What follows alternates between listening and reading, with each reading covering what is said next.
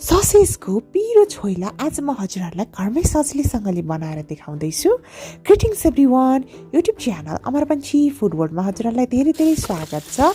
ससेजको विभिन्न परिकारहरू बनाउन मिल्छ र त्यो मध्ये छोइला एकदमै मिठो हुन्छ। ससेजको चाहिँ कुनै पनि परिकार बनाउन एकदमै कम समय मात्रै लाग्छ र एकदमै मिठो पनि हुने गर्दछ। यो रेसिपीको लागि मैले 200 ग्राम बफ ससेज लिएकी छु। बफ ससेज चाहिँ सजिलैसँगले कुनै पनि मासु पसलमा वा डिपार्टमेन्टल स्टोरहरूमा किन्न पाइन्छ र यसलाई बराबर साइजमा मैले यसरी काटेँ। हेर्नुहोस् है त। र यसरी बिचमा चिरा पार्यौँ भने चाहिँ यो फ्राई गरिसकेपछि एउटा राम्रो डिजाइन निस्किन्छ। हजुरहरूले आफूलाई कुन सेपमा काट्न मनपर्छ त्यही सेपमा काट्न सक्नुहुन्छ। ससेज चाहिँ हजुरहरूले बफ ससेजको सट्टामा चिकन ससेज, फिस ससेज वा आजकल त भेजिटेरियन ससेज पनि पाउन सक्नुहुन्छ सजिलैसँगले। तर छोइलाको लागि मलाई चाहिँ बफ ससेज नै मिठो लाग्छ है। र त्यसपछि 2वटा रातो पाकेको गोलभेडा, एउटा प्याज, 2वटा हरियो खुर्सानी र कागती एउटा लिएँ। साथसाथै धनियाँको पत्ताहरू र हरियो लसुनको पात पनि लिएँ। रातो धुलो खुर्सानी 1 चम्चा र जिरा र धनियाँको दानाहरू चाहिँ 1 चम्चा लिएकी छु मैले। र लसुन 3वटा, अदुवा 1 इन्च र टिमुर 9-10 वटा पनि लिएकी छु। नुन 1 चम्चा र तोरीको तेल 4-5 चम्चा चाहिन्छ हामीलाई छोइला बनाउनुको लागि।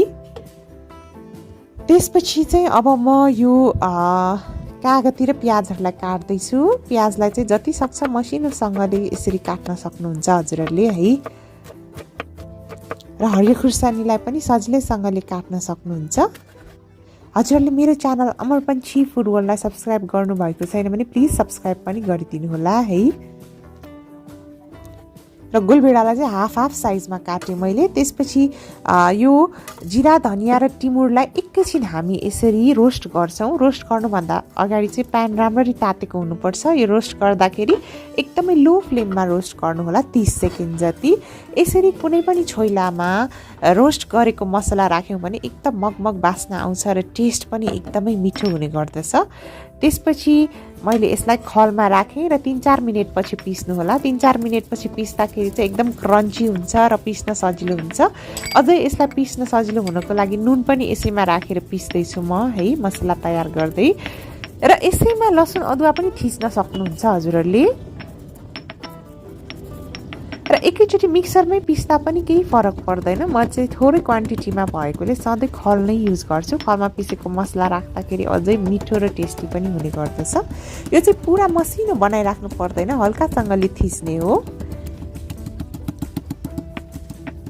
र यतिको भइसकेपछि चाहिँ अब मैले ससेज र गोलभेडालाई चाहिँ यसरी पछाडि फर्काएर फ्राई गर्नुपर्छ है। एकैचोटि पाक्छ यसो गऱ्यो भने चाहिँ ससेज र गोलभेडा लगभग 5-6 मिनट मजाले फ्राई गर्नुहोला। 3-4 चम्चा तेल राम्ररी तताएर चाहिँ यस्तो सेपमा निस्कियो। हेर्नुहोस् त ससेज चाहिँ मजाले फ्राई गर्दै जानुहोला। र गोलभेडा पनि राम्ररी पाकेको हुनुपर्छ।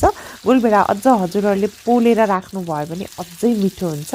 ससेज पनि पोल्न सक्नुहुन्छ हजुरहरूले है। यदि बार्बिक्यू गर्ने मेसिन छ भने वा घरमै बार्बिक्यू गर्ने व्यवस्था छ भने पोल्दाखेरि अझै राम्रो छोइलाको लागि चाहिँ है।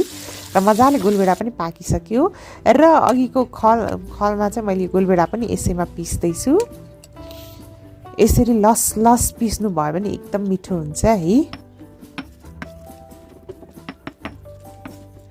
लगभग छोइलाको चाहिँ मसला चाहिँ एउटै हुन्छ। हजुरहरूले जेको हाँसको छोइला, कुखुराको छोइला वा कुनै पनि बफ छोइला बनाउँदाखेरि मसला चाहिँ एउटै हुने गर्दछ। यसरी एउटा बाउलमा चाहिँ मैले अघि फ्राई गरेको ससेजलाई राखेँ र यसको पुरा तेल पनि राख्नुहोला है। तोरीको तेल जुन छ नि त्यो पनि राख्नुहोला। छोइलामा एकदमै मिठो हुन्छ। र त्यसपछि हरियो काटेको खुर्सानी, प्याज र साथसाथै रातो धुलो खुर्सानी पनि राखेँ मैले। नुन खुर्सानी आफ्नो टेस्ट अनुसार राख्न सक्नुहुन्छ। र लसुनको पातले चाहिँ झन् यति मिठो बनाउँछ कि कुरै नगरौँ। धनियाँ, हरियो धनियाँ पनि राखेँ र अघि हामीले पिसेको मसला पनि राख्यौँ। र यो चाहिँ भुटेको तोरीको तेल 1 चम्चा राखेँ। यदि यो छैन भने तोरीको तेल नै 1 चम्चा मजाले तताएर राख्नु भए पनि हुन्छ। कागतीको रस एउटा राख्न सक्नुहुन्छ। यदि अमिलो मन पर्दैन भने चाहिँ कागतीको रस नराख्नु भए पनि हुन्छ। सफा हातले नै मोल्नु होला। छोइला भनेको हातले नै मोल्दा एकदमै मिठो हुन्छ। चम्चाले भन्दा पनि मसला सबैतिर लागेको हुनुपर्छ है। खास गरेर यो ट्वाक्क पिरो अमिलो छोइला चाहिँ ड्रिङ्क्सहरूसँग एकदमै मिठो हुन्छ। तर हजुरहरूले चिउरा वा खाना रोटी नान परौठा जेसँग खानु भए पनि हुन्छ, ड्रिङ्क्ससँग खाँदाखेरि त अझै पर्फेक्ट रेसिपी हो यो चाहिँ। यो रेसिपीलाई हजुरहरूले फ्रिजमा राखेर 1 हप्तासम्म खान सक्नुहुन्छ है। हेर्नुहोस् त कस्तो मजाले तयार भएको। आजको रेसिपी हजुरहरूलाई कस्तो लाग्यो त? मन पर्यो भने भिडियोलाई लाइक गर्नुहोला र मन परेन भने चाहिँ डिसलाइक पनि गर्न सक्नुहुन्छ। अब सर्भ गरेर देखाउँछु र टेस्ट पनि गर्दैछु है। र साथसाथै मेरो च्यानल अमरपन्ची फुड वर्ल्डलाई सब्सक्राइब पनि गरिदिनु होला है। हजुरहरूको न्यानो मायाको लागि थ्याङ्क यू सो मच। र ह्याप्पी कुकिङ र आफ्नो किचनमा एकचोटि पक्कै पनि ट्राई गर्नुहोला। Thank you so much for watching. Have a nice day. Bye by.